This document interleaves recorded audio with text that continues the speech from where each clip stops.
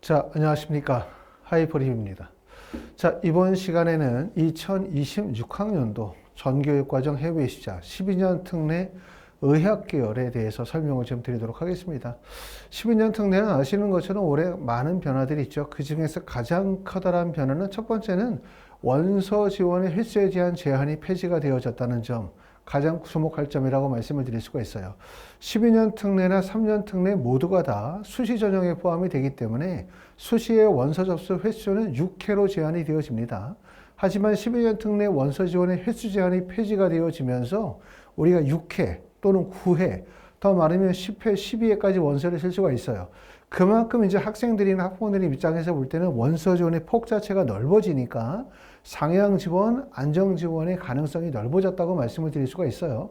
그렇기 때문에 좀 더 적극적인 원서 지원의 전략이 가능할 수 있겠죠. 왜냐하면 최소한 떨어지지는 않는다라는 조건이 될 수가 있기 때문에.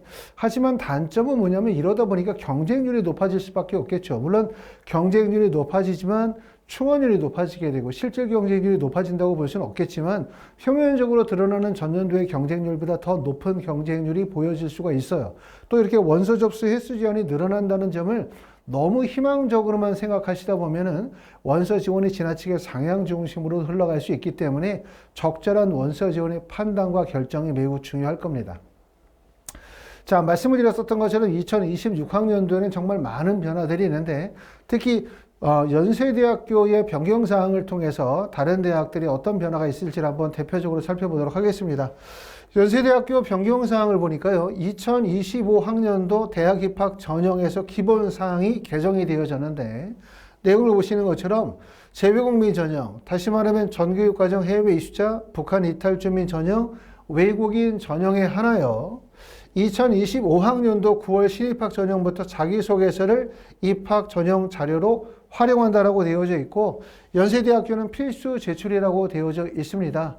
서울대학교나 연세대학교는 2025학년도 후기부터 자기소개서를 활용하게 되어지는데 특히 12년 특례에서 자소서의 영향력이 매우 큽니다. 자소서가. 그렇기 때문에 자소서를 정말 신중하게 잘 작성하셔야 될 거라는 생각이 들고, 보통 자기소개서가 없다 보면은 학생들이 학력 지표를 기반으로 원서를 쓰고 판단할 수밖에 없어요. 하지만 이 학력 지표가 학생이 가지고 있는 모든 역량들을 다 보여준다고 볼 수가 없죠. 다시 말하면 IB 성적이 어떤 학생이 45점이고 어떤 학생이 44점이라고 할 때 무조건적으로 44점이 45점보다 성적이 낮거나 우수성이 떨어진다고 판단할 수는 없어요. 그렇죠? 그렇기 때문에 학업적인 배경이라든가 학력의 성취 과정과 또 진로와 관련된 적합성과 우수성 노력들을 평가하는 건데, 이 자소서가 들어간다는 얘기는 그만큼 진로 적합성이라는 요소가 매우 중요해진다는 점을 꼭 이해하실 필요가 있을 것 같습니다. 자, 전형기간의 자율화, 가장 큰 특징이라고 말씀을 드릴 수가 있고, 수시 모집의 지원 횟수가 6회로 제한이 되어져 있고, 정시 모집 군별 지원 횟수는 1회죠. 그렇죠? 로 되어져 있는데, 이러한 제한적인 사항들을 적용하지 않습니다. 자, 동일 학년도를 기준으로 할 때 3월 입학 학기에 합격해도 9월 입학에 모집에 지원하실 수가 있다는 점, 가장 큰 특징이라고 말씀을 드릴 수가 있고, 연세대학교는 보시는 것처럼 자기소개서는 원서 접수 사이트에 직접 입력해야 하며 한국어로 작성하지만 언더우드 국제대학에 한하여 영어로 작성한다라는 점 알아두실 필요가 있어요.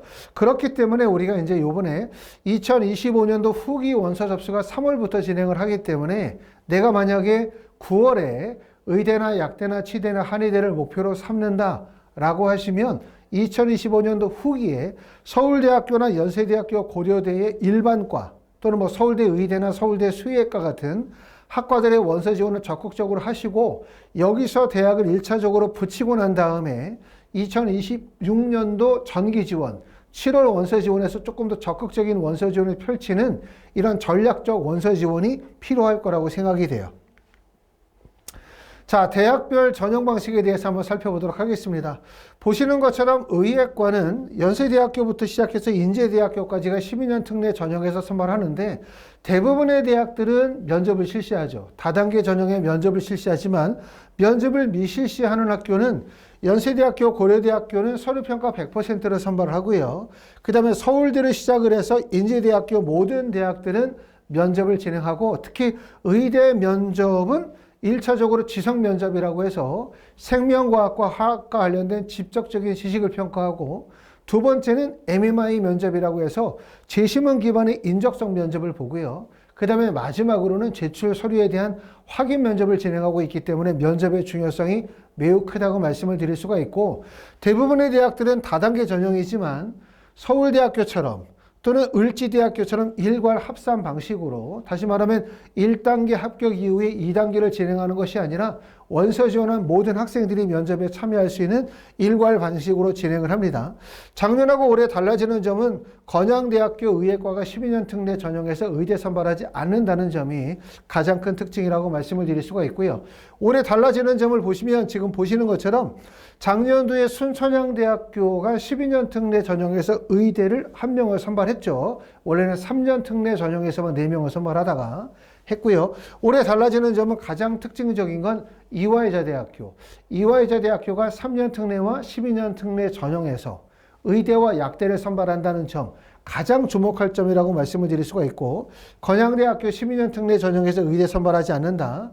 건국대학교, 그 다음에 연세대학교, 카톨릭대, 가천대학교는 1단계 배수의 축소 또는 면접의 반영 비율이 축소돼요. 전체적인 경향성은 결국은 뭐냐면 서류평가의 중요성이 매우 커졌다고 말씀을 드릴 수가 있겠죠. 1단계 배수가 5배수에서 4배수로 줄고 면접의 영향력이 40%에서 30% 준다는 얘기는 그만큼 서류평가의 우수성, 서류평가의 중요성이 커지는 거고 특히 서류 중에서도 자기소개서가 반영이 되는 학교들은 자소서의 영향력이 크다는 점을 꼭 알아두셔야 될 것 같습니다. 자, 약학과 보도록 하겠습니다. 약학과는 지금 보시는 것처럼 연세대학교부터 우석대학교까지 있고요. 서류평가, 면접을 실시하지 않는 학교는 연세대학교, 성균관대학교, 숙명여대는 서류평가 100%를 선발하고 그 다음에 중앙대, 가천대, 고려대, 세종, 인제대학교는 1단계 서류평가 이후에 2단계 면접을 진행하고요.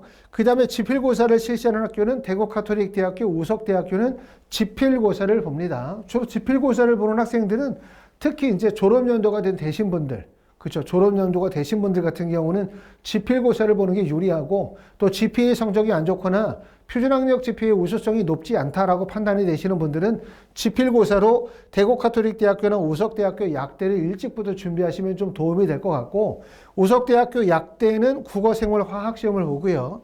그 다음에 대구카톨릭대학교는 공인어학 성적 플러스 필답고사, 다시 말하면 생명과학과 화학에 대한 필답고사를 보도록 합니다. 2026학년도에 달라지는 점은 고려대학교 세종이 다단계 방식에서 일괄 합산 방식, 다시 말해 일괄 합산 방식에서 다단계 방식으로 변형이 된다는 점, 이거 특징이고 일괄 합산에서 다단계로 바뀌게 된다는 얘기는 그만큼 1단계 통과 여부가 중요하다는 얘기예요. 서류평가의 중요성이 커진다. 이렇게 보시면 될 것 같고 두 번째는 덕성여대, 이화여자대학교가 약대를 올해 신설합니다. 그렇기 때문에 특히 여학생들 입장에서 볼 때는 덕성여대, 그 다음에 이화여대 이런 학교들이 숙명여대, 여학생들 입장에서 볼 때는 매우 희소식이라고 말씀을 드릴 수 있겠죠. 가천대학교는 1단계 배수가 10배수에서 7배수로 축소가 되어집니다. 자, 한의예과나 수의대나 아니면은 이제 치의예과는 사실 큰 변화는 없어요. 한의대는 지금 보시는 것처럼 경희대, 대전대, 우석대학교가 있고 경희대학교는 면접고사 100%, 대전대학교는 국어, 수학, 생명과학 보고 난 다음에 면접을 PF 방식으로 면접을 보게 되고 우석대학교는 국어, 생물, 지필고사를 보게 되어지는데 내가 만약에 GPA 성적이 우수하고 또 학교의 우수성이 인정이 되고 표준학력 GPA의 우수성과 교내 활동의 우수성이 인정이 된다면 당연히 서류 플러스 면접 전형으로 원서를 쓰는 거고요. 하지만 고등학교를 졸업한 지가 졸업연도가 됐다. 재수생이다. 졸업한 지 2년, 3년이 됐다. GPA 성적이 우수하지 않다.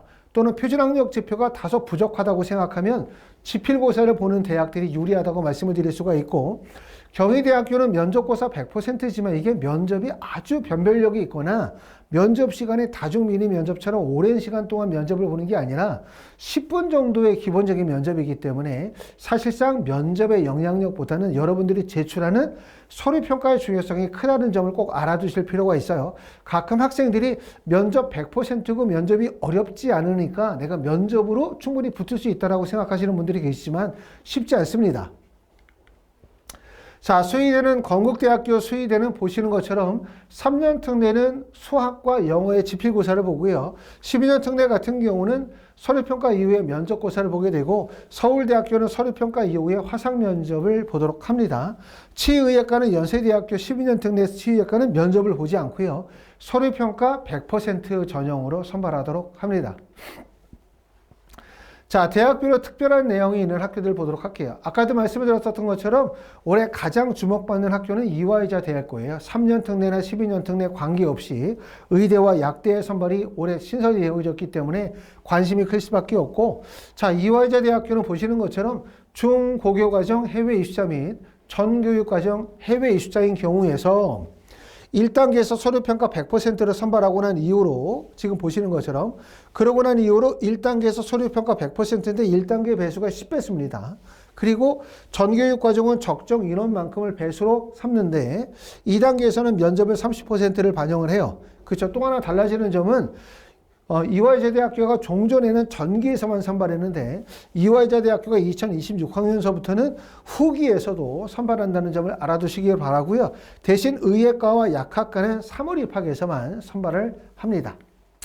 자, 대구가톨릭대학교는 2026학년서부터 의대 선발을 하지 않는다 말씀을 드렸고요. 그 다음에 가톨릭대학교는 3년 특례인 경우에는 1단계 배수가 5배수에서 4배수로 배수가 축소가 되어졌고, 고려대학교 세종은 일괄 합산 방식에서 다단계 방식으로 전형의 방식이 변화가 되어졌습니다.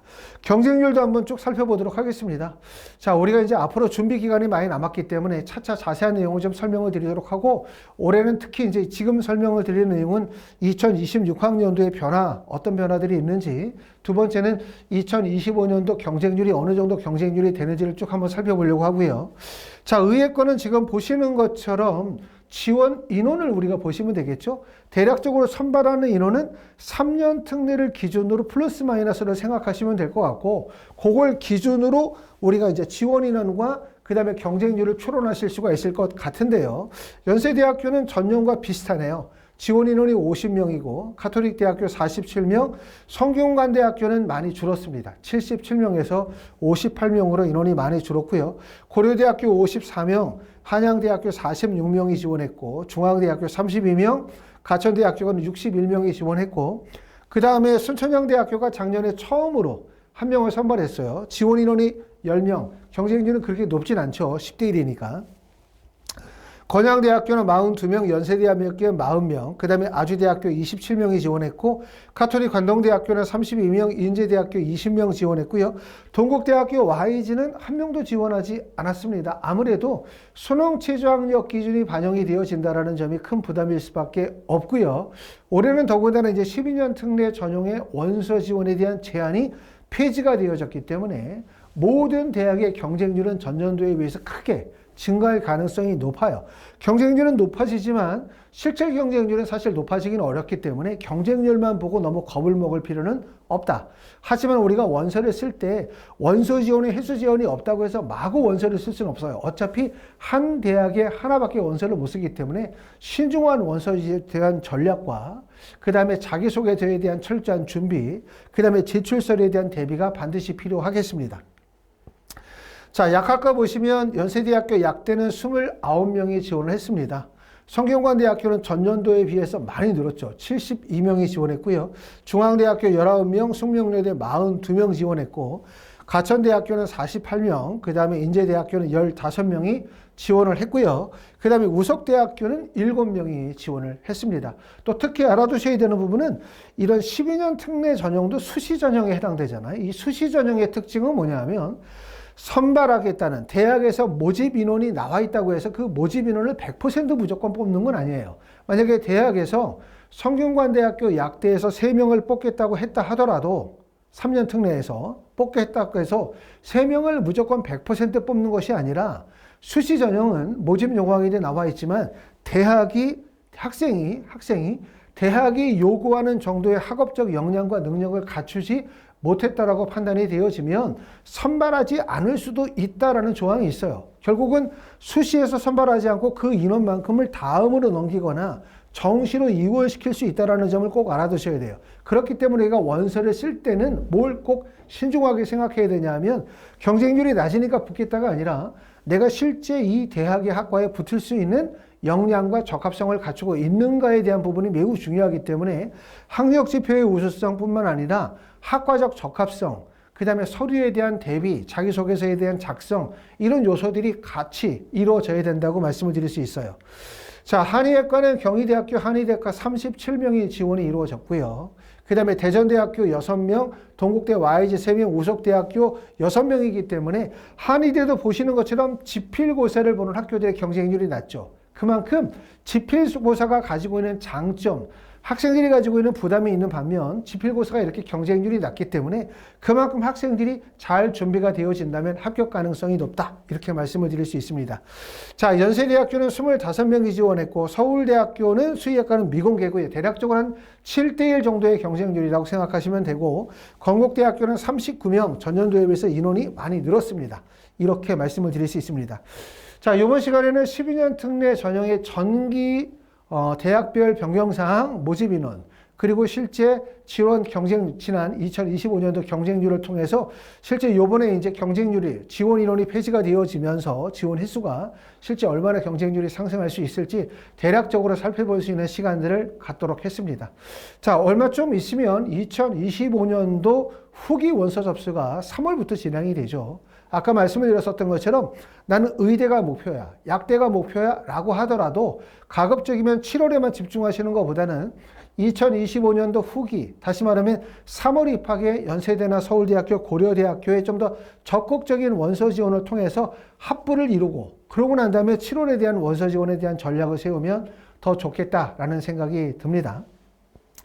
자, 하이프립에서는 12년 특례 전 교육과정 해외 이수자와 관련하여 입시 컨설팅이나 또는 자기소개서 작성이나 또는 원서 접수 대행 서비스 또는 의학 계열에 대한 면접고사에 대한 준비를 진행하고 있습니다. 이와 관련하여 궁금한 점이 있으신 분들은 카톡이나 위챗을 통해서 연락 주시면 제가 답변 드리도록 하겠습니다. 감사합니다.